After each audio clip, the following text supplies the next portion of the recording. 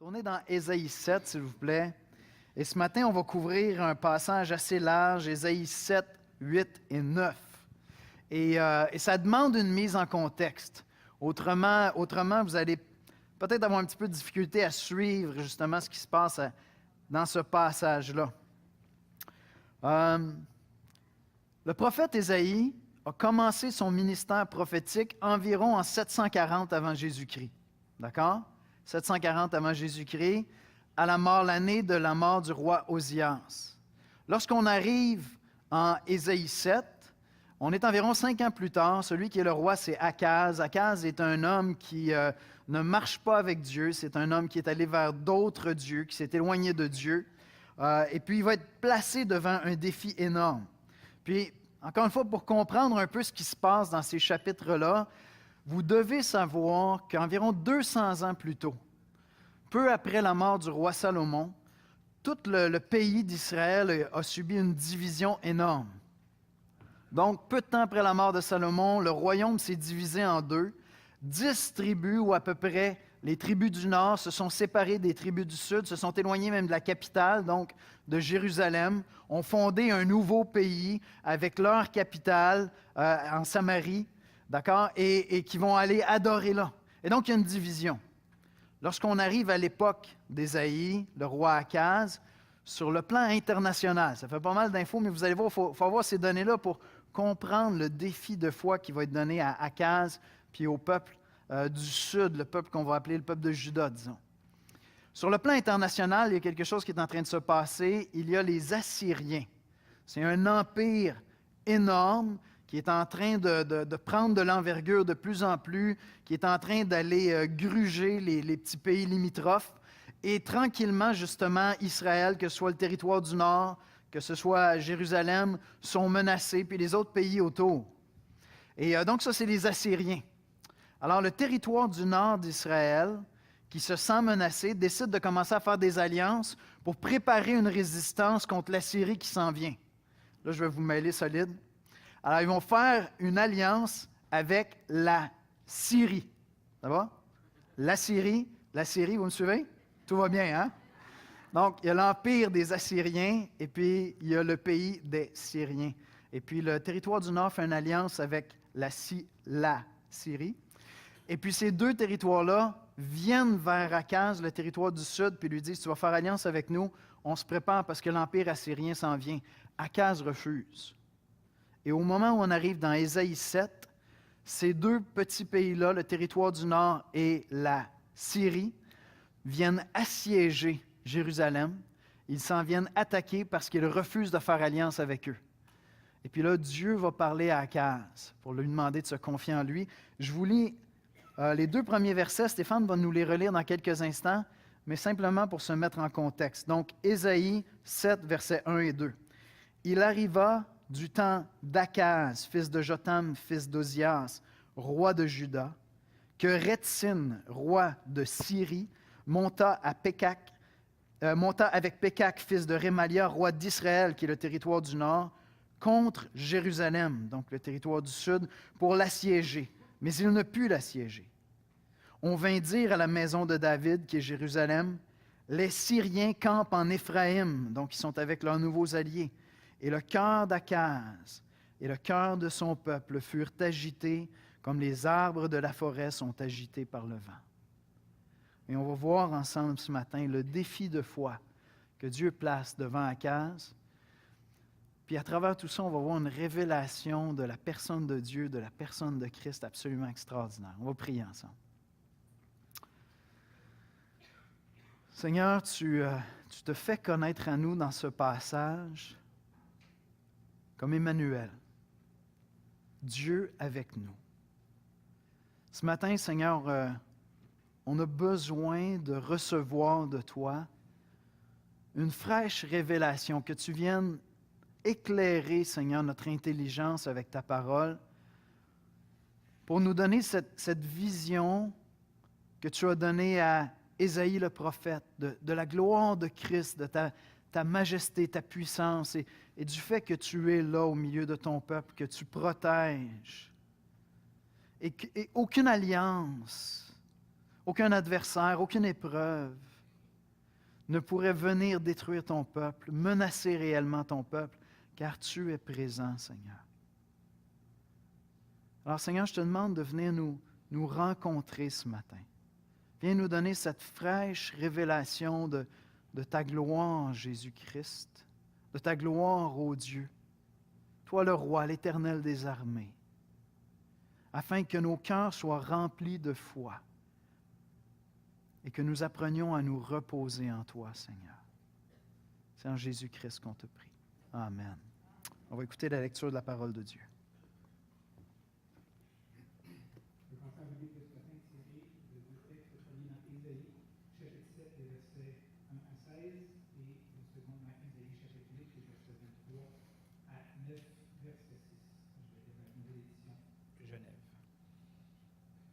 Ésaïe, chapitre 7, versets 1 à 16.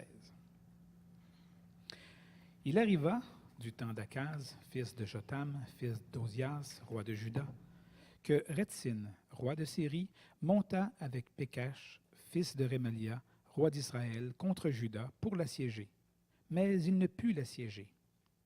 On vint dire à la maison de David, « Les Syriens campent en Éphraïm. » Et le cœur d'Akaz et le cœur de son peuple furent agités, comme les arbres de la forêt sont agités par le vent.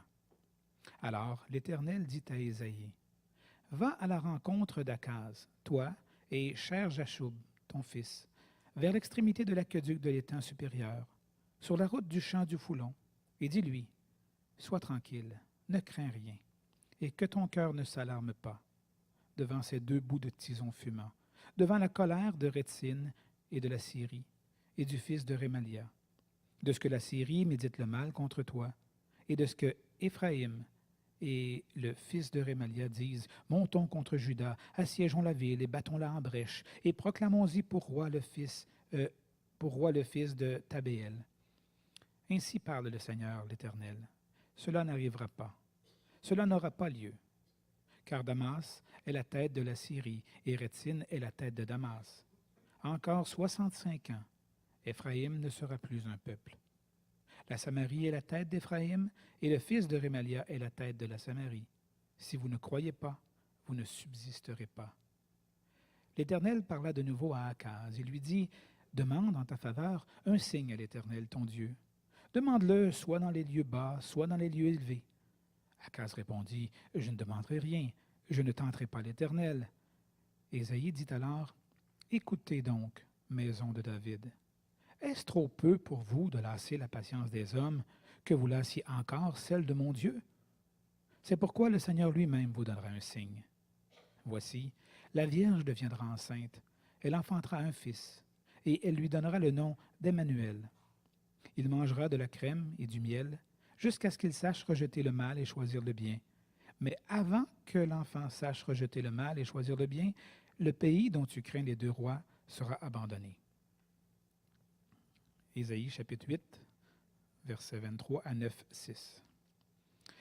Mais les ténèbres ne régneront pas toujours sur la terre où il y a maintenant des angoisses.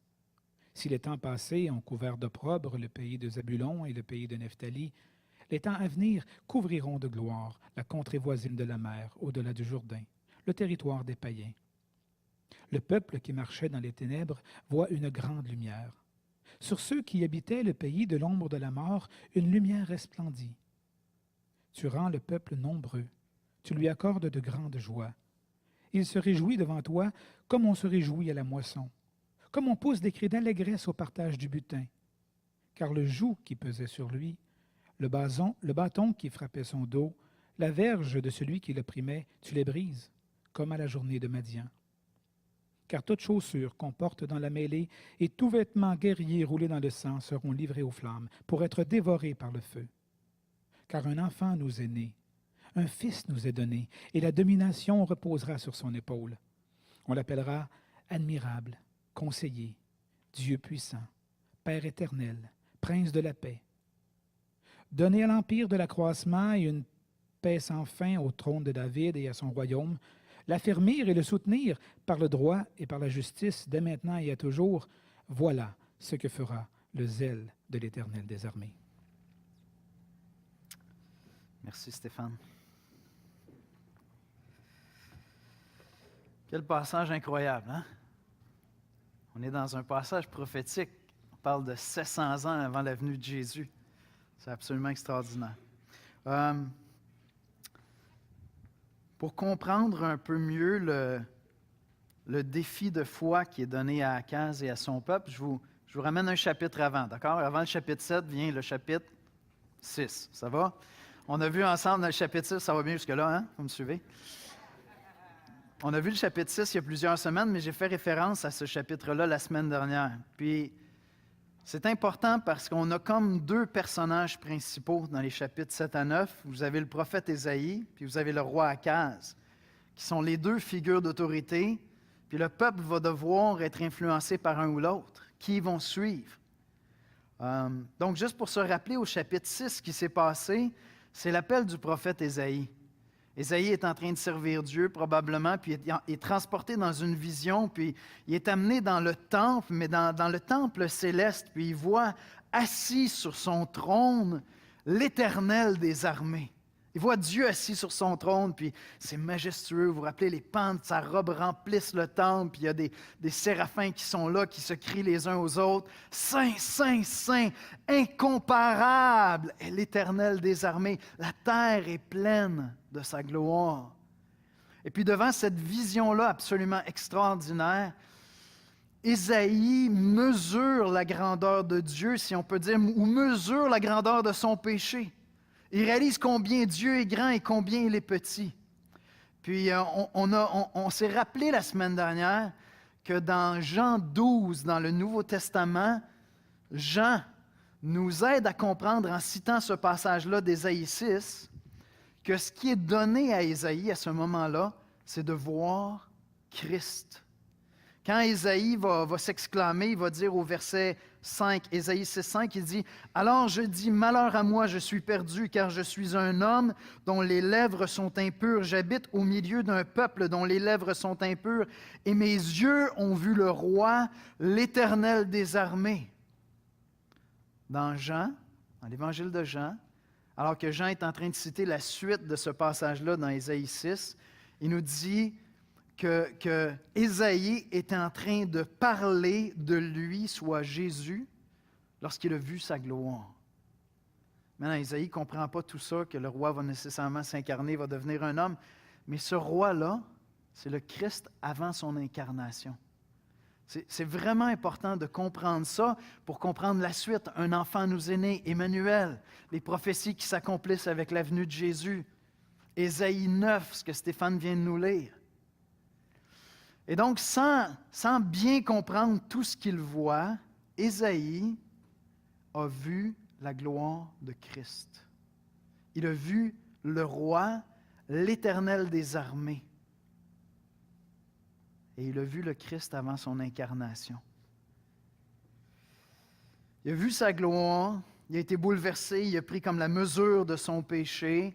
Et puis Dieu a, excusez-moi l'anglicisme, il a dispatché un séraphin qui est venu le toucher avec un tison ardent. Boum, il a été purifié, puis il est qualifié pour servir.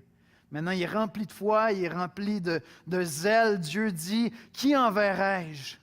Qui va aller annoncer ma parole? » Tout de suite, Ésaïe est volontaire. « Moi, je vais y aller, je vais aller annoncer. » Il est qualifié par la grâce de Dieu.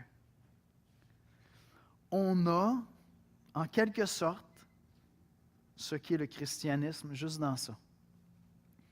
Des gens simples, pécheurs comme vous et moi, imparfaits, si Dieu nous apparaissait ici maintenant, on serait confondus par sa grandeur. On serait à quelque part terrifiés par notre faiblesse, nos péchés, nos offenses contre lui. Mais on n'est plus là, parce que Dieu nous a fait connaître Christ et sa gloire, et Dieu nous a touchés par sa grâce. C'est ça un chrétien. C'est quelqu'un qui prend la mesure de son péché devant Dieu, mais il y a quelque chose de plus grand encore que son péché. C'est la gloire de Christ, celui qui est venu pour nous sauver. C'est quelqu'un qui a été touché comme Ésaïe par sa grâce, puis après ça, qui est rempli de foi.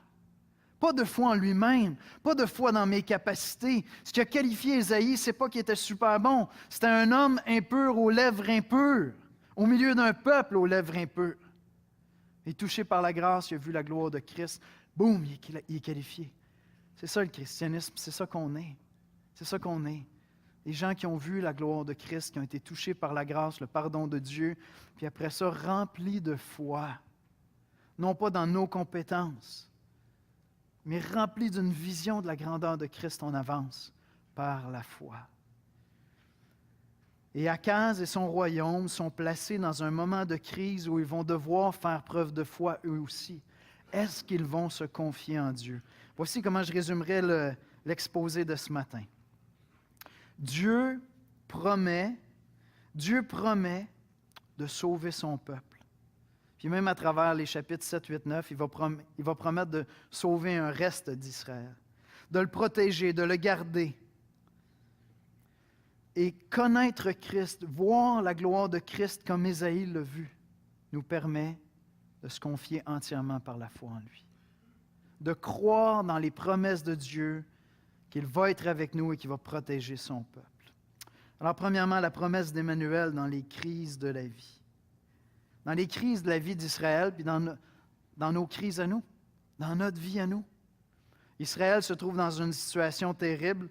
Versets 1 et 2, je vous rappelle, il arriva du temps d'Akaz, fils de Jotam, fils d'Ozias, roi de Juda, que Ritsin, roi de Syrie, monta avec Pékak, fils de Rémalia, roi d'Israël, contre Jérusalem. Donc, il y a deux royaumes qui sont alliés, qui ont voulu forcer Juda, forcer Akaz à faire alliance avec eux. Ils refusent de s'allier avec eux, ils décident d'aller à la conquête avant que l'Assyrie arrive, avant que l'Empire continue à prendre de l'ampleur. Et donc, ils viennent menacer.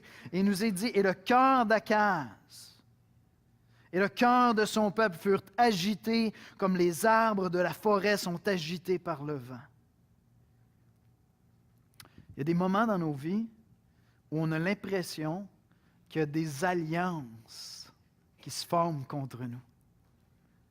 Il y a des moments dans nos vies où on a l'impression que tout semble concourir contre nous. Ça peut être des gens, ça peut être des circonstances. Ça pourrait être comme Akaz, parce que je vous l'ai dit, Akaz, je veux dire, si tu lis son histoire, tu n'es même pas vraiment enclin à avoir compassion de lui. Il a couru après.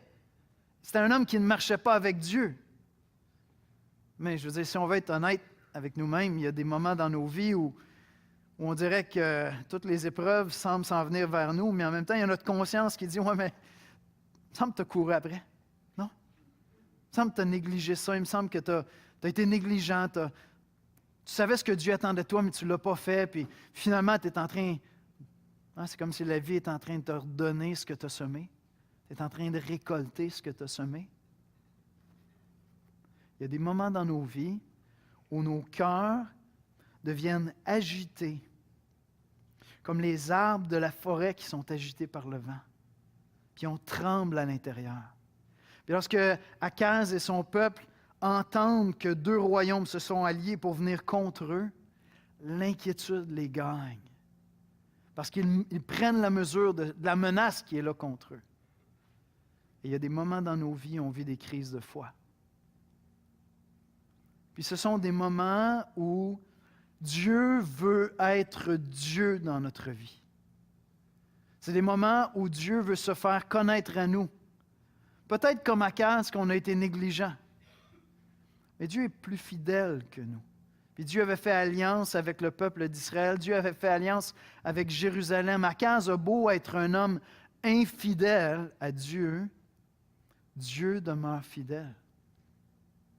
Et ce matin, je veux vous inviter dans ce passage-là où on va voir la grandeur de Dieu puis on va voir la beauté de Christ. D'ouvrir vos cœurs à cette possibilité. Que vos cœurs soient agités parce que vous avez l'impression que des gens ou des circonstances concourent contre vous. Mais d'ouvrir vos cœurs à ce que Dieu a peut-être à vous dire, même si votre conscience vous disait « Oh, mais tu as couru après, mon homme. Tu es juste en train de récolter ce que tu as semé. » Nous n'avons pas un Dieu qui nous donne ce que nous méritons.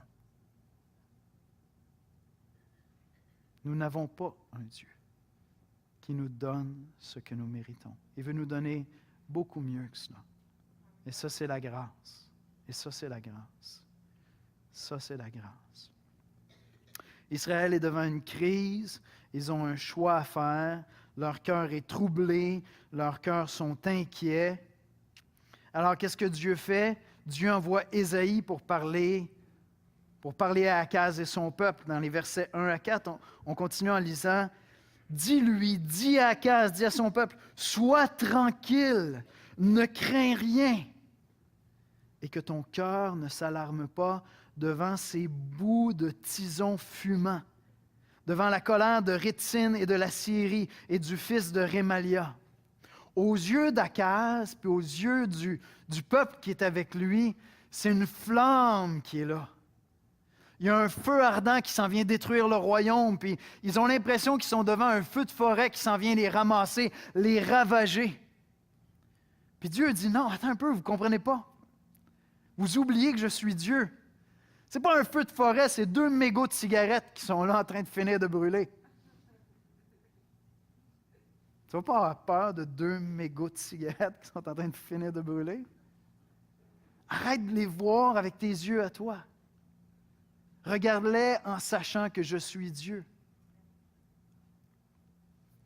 Encore une fois, c'est la grâce. C'est la grâce qu'on voit apparaître. Tout ce que Dieu lui dit, il lui dit, reste calme, sois tranquille, ne crains rien. Laisse Dieu être Dieu. Amen.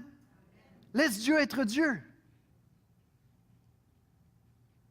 Quand on a connu la gloire de Christ, quand on a connu la gloire de Dieu, quand on connaît Dieu et que des épreuves viennent, qu'on dirait que tout est en train de s'allier contre nous et que nos cœurs deviennent agités, de manière pratique, de manière concrète. C'est comme le cœur d'un athée qui est en train de faire face aux épreuves. De manière pratique, c'est comme si mon cœur n'avait pas connu Dieu. Et le message de Dieu, c'est même pas Akaz. Tiens, mon homme. Tiens, voici ce que tu mérites. Akaz est infidèle. C'est pas un bon roi. C'est pas un roi qui marche avec Dieu, mais Dieu est fidèle. Dieu a fait une alliance. Puis le message de Dieu, c'est reste calme. Reste paisible. Tu ne vas pas avoir peur d'eux. C'est moi ton protecteur.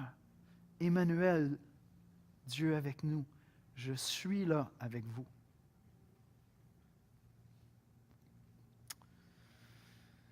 Mais Akaz ne connaissait pas Dieu comme Ésaïe connaissait Dieu.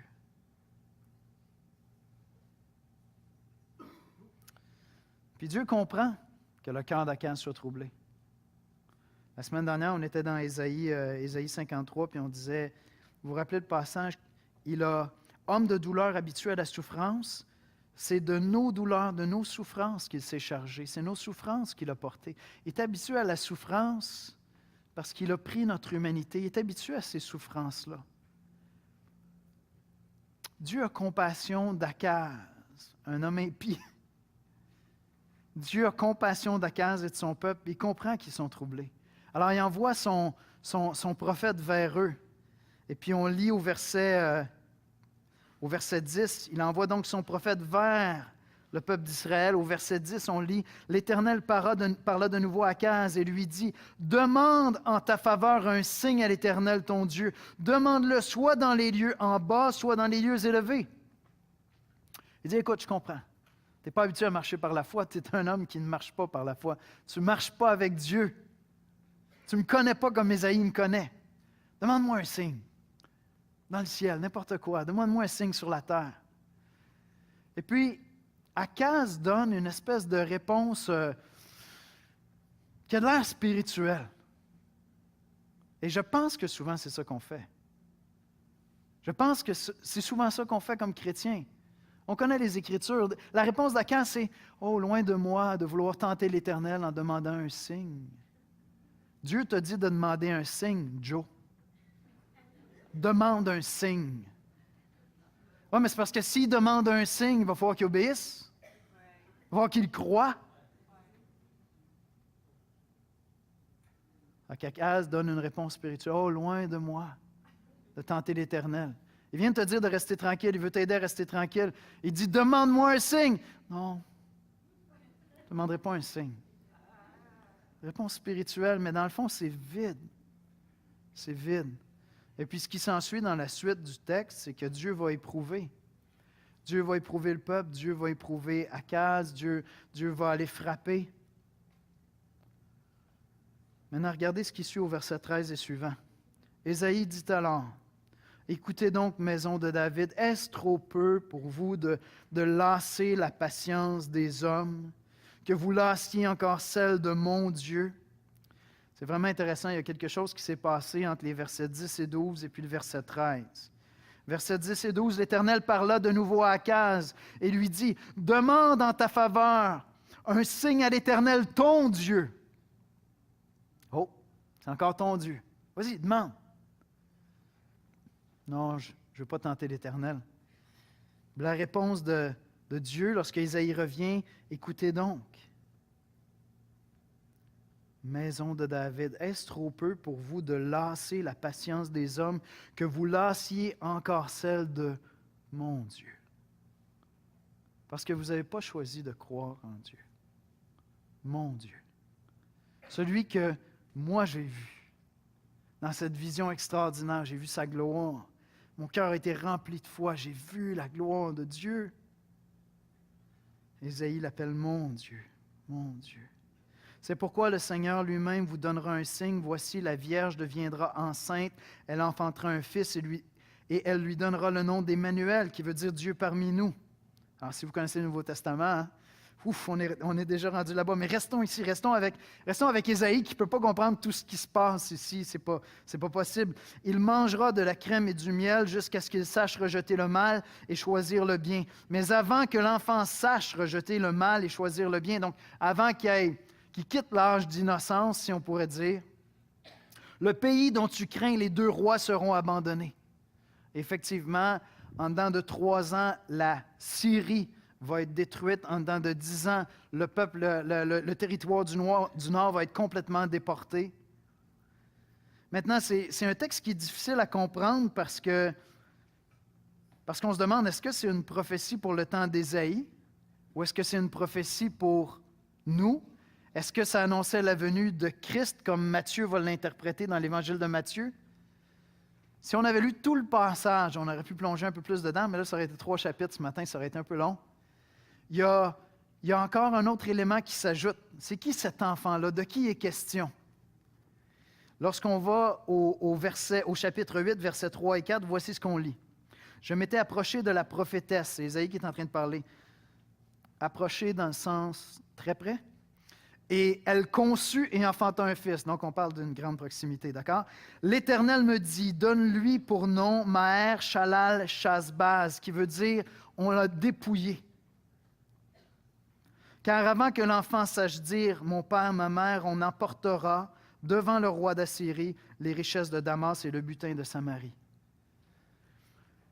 Et donc, cette prophétie qu'on trouve dans Ésaïe 7, où il est question d'Emmanuel, d'une manière mystérieuse, comme c'est souvent le cas avec les prophéties dans l'Ancien Testament, trouve un double accomplissement, un accomplissement du temps d'Ésaïe, où Ésaïe va avoir un fils d'une vierge. Ce fils-là, avant même qu'il atteigne l'âge pour pouvoir discerner, pour pouvoir appeler ses parents tels quels, les royaumes qui les menacent vont être enlevés, ils vont être protégés, mais il y a un accomplissement plus grand encore que celui-là. Il y a un accomplissement plus grand encore que celui-là. Puis avant d'aller le voir, je veux juste souligner encore une fois. Dans le fond, Akaz avait été placé devant un choix, le choix de croire en Dieu, de laisser Dieu être Dieu. Et s'il avait décidé d'avancer par la foi, après que son cœur ait été troublé par la menace, par ces alliances qui venaient contre lui et son peuple, qu'est-ce qu'il aurait fait? Trouver des nouvelles alliances? Il aurait fait des plans? Il aurait conçu des moyens de s'en sortir par lui-même? Non, il aurait commencé par se calmer, rester tranquille, puis se confier en Dieu. Ésaïe 7,4, dis-lui, sois tranquille, ne crains rien, que ton cœur ne s'alarme pas devant ces deux bouts de tison fumant. C'était le choix de foi que Akaz avait à faire. Mais Akaz ne croit pas en Dieu. Pour Akaz, Dieu, c'est culturel. Il va prendre ses propres moyens, il va aller faire des alliances qui vont se tourner contre lui. Et on ne va pas développer tout ça. Mais le choix qui était placé devant lui, c'était celui de la foi. À la fin de ce passage-là, dans Ésaïe 7,9, ce que Dieu dit, il dit, « Si vous ne croyez pas, vous ne subsisterez pas. » Si vous ne croyez pas, vous ne subsisterez pas. Est-ce qu'il y a des alliances contre toi? Est-ce qu'il y a des épreuves de la vie? Est-ce que la vie semble mettre à tes portes des menaces terribles? Est-ce que tu as connu Christ? Est-ce que tu as connu la gloire de Dieu? Est-ce que tu as connu Emmanuel? Si tu ne crois pas, tu ne subsisteras pas. Si tu crois, après que ton cœur a été troublé, nos cœurs sont souvent troublés, souvent agités. Viens au pied de Christ, reste là en silence, contemple sa gloire, trouve le repos.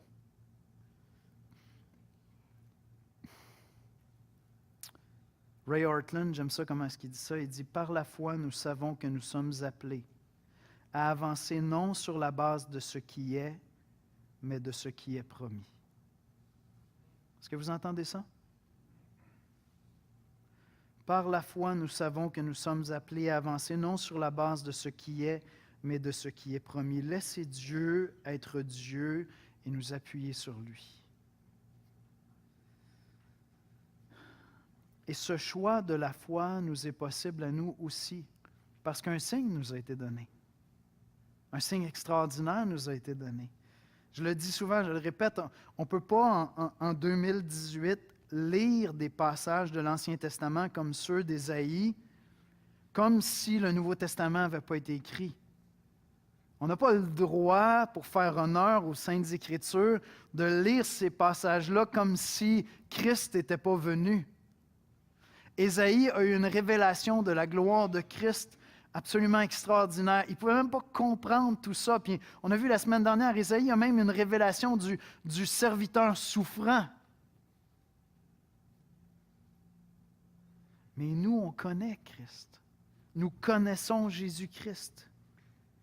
Ésaïe 7,14, c'est pourquoi le Seigneur lui-même vous donnera un signe. Voici, la Vierge deviendra enceinte et elle enfantera un fils et elle lui donnera le nom d'Emmanuel. Matthieu reprend ce passage-là. Matthieu cite ce passage. Les anges citent ce passage pour rassurer Joseph et lui dire, vous allez l'appeler Emmanuel, Dieu avec nous. Dans Ésaïe 9, verset 6, on lit « Donner à l'empire de l'accroissement et une paix sans fin au trône de David et à son royaume, l'affermir et le soutenir par le droit et par la justice dès maintenant et à toujours. Voilà ce que fera le zèle de l'Éternel des armées. » Ésaïe 9, versets 5 et 6, « Car un enfant nous est né, un fils nous est donné, et la domination reposera sur son épaule. On l'appellera admirable, conseiller, Dieu puissant, Père éternel, Prince de la paix. » Comment ne pas croire dans la divinité de Christ? Comment expliquer un passage comme celui-là? Donner à l'empire de l'accroissement, une paix sans fin au trône de David.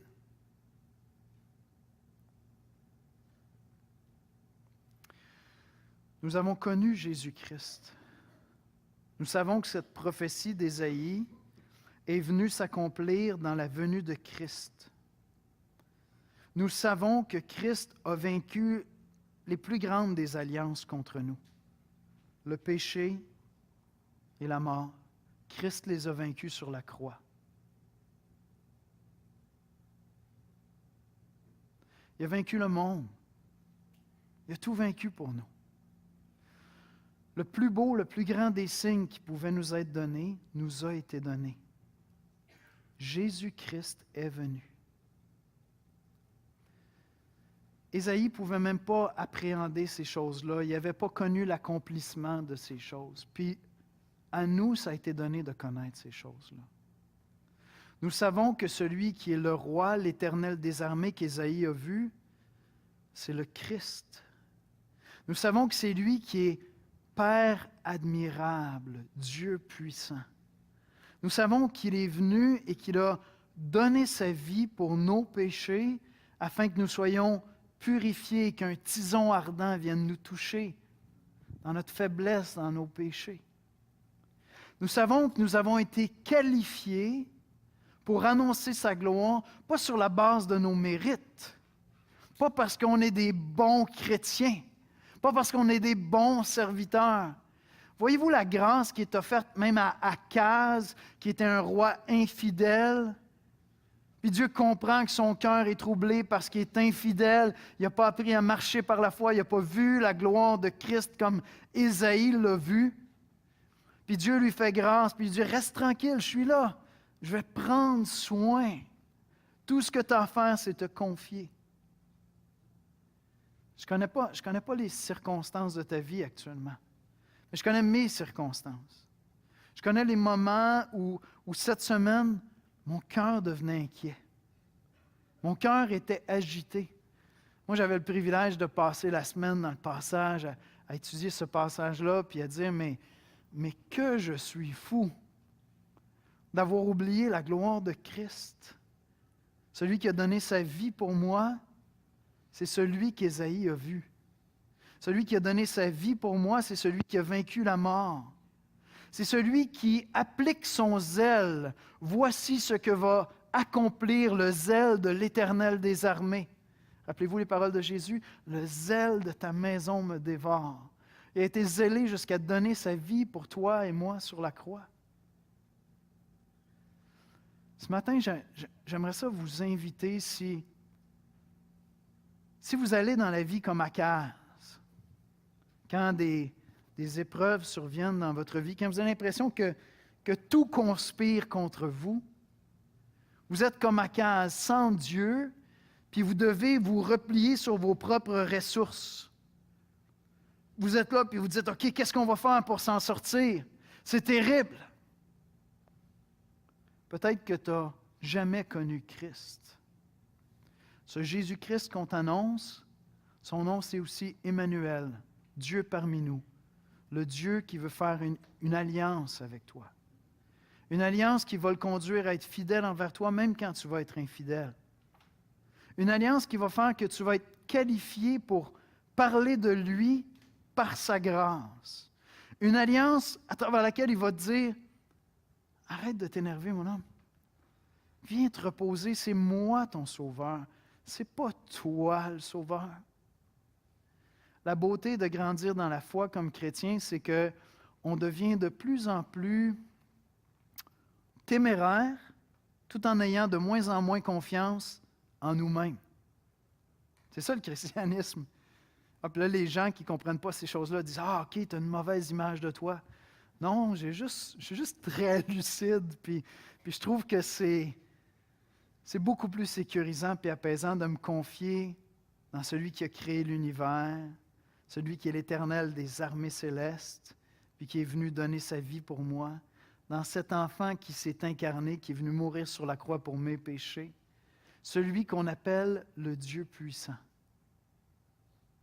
Et donc, si tu es chrétien, tu te prépares à prendre le repas du Seigneur avec nous. Dans quelques instants, on va prendre le repas du Seigneur ensemble. Si tu es chrétien, est-ce que ton cœur a été agité comme le cœur d'un athée qui doit s'appuyer sur ses propres forces, qui doit trouver ses ressources pour s'en sortir, qui n'a pas la foi? Est-ce que tu as besoin de venir à une fraîche révélation de la personne de Christ? On va prendre ensemble le repas du Seigneur. C'est un mémorial qui nous parle de son sacrifice. C'est l'occasion par excellence. Juste d'entrer en toi-même et dire, Seigneur, tu es Dieu. C'est toi qu'Ésaïe a vu. C'est ça que Jean nous dit. Ésaïe a vu ta gloire avant même que tu ne t'incarnes puis que tu deviennes Jésus de Nazareth. Puis tu es venu sur la terre pour porter nos péchés, nos souffrances, afin qu'on soit pardonnés. Et tu m'appelles à me reposer dans ta grâce. Je t'invite ce matin, si tu as le cœur agité d'Akaz, à adopter la foi d'Ésaïe et à venir te reposer puis adorer avec nous ce matin. Je vais inviter les musiciens à venir me rejoindre à l'avant. On va aller dans la prière ensemble puis on va se préparer pour prendre le repas du Seigneur ensemble. Seigneur notre Dieu,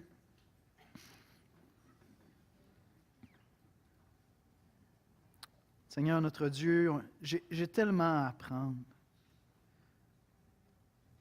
J'ai tellement besoin de ces passages pour venir m'y reposer à nouveau, Seigneur. Mon cœur est souvent agité. J'ai le cœur de quelqu'un qui ne te connaît pas souvent. Les sentiments de quelqu'un qui n'est pas là, qui a détourné les regards du roi. J'ai oublié que Christ est mon sauveur, qu'Emmanuel est mon Dieu, que tu as vaincu la mort, le péché, le diable, le monde, et que je suis à toi et que tu es à moi, Seigneur.